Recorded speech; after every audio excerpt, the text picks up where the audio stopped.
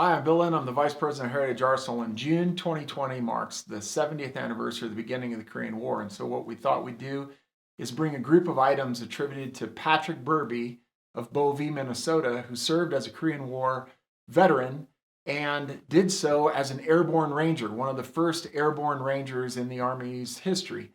So Pat Burbie's beret here is quite interesting in that this is the first black beret the United States Army ever had, albeit unofficially.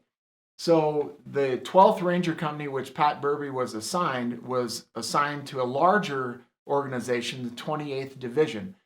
18 such Ranger companies were stood up during the Korean War, each of them attached or organically assigned to larger organizations. And so the 12th served with the 28th Division, which is actually a Pennsylvania National Guard unit to this day.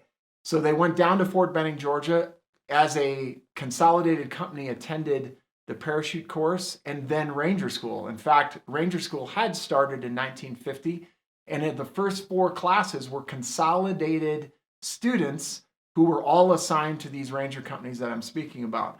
And so the first four classes to graduate were entire companies of men who were preparing for combat in Korea. Now, the first 8 of these companies saw combat in Korea, but the rest of the 18 did not.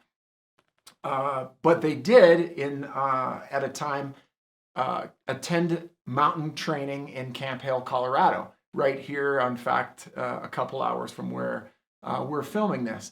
Camp Hale was also famous for the site in which the units of the 10th Mountain Division during the Second World War trained. And so while they were at Camp Hale is where the history of this black beret becomes operative, is they gathered up money amongst the company, and the first sergeant went down to a local women's clothing store and actually bulk purchased enough berets to outfit the company. Now, these are women's berets, fashionable at that time in 1951.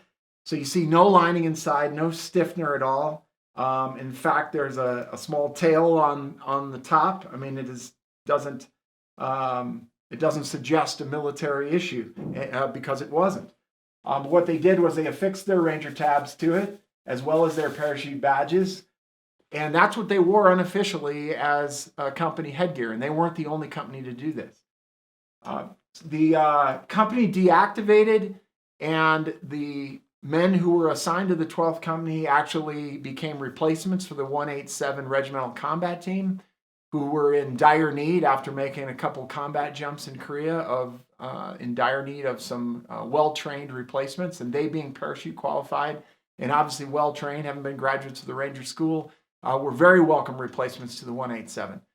So as we remember the Korean War, the 70th anniversary of the Korean War, we'd like you to also remember the individuals who served selflessly during that period, and one of them was Patrick Burbie of Bovee, Minnesota.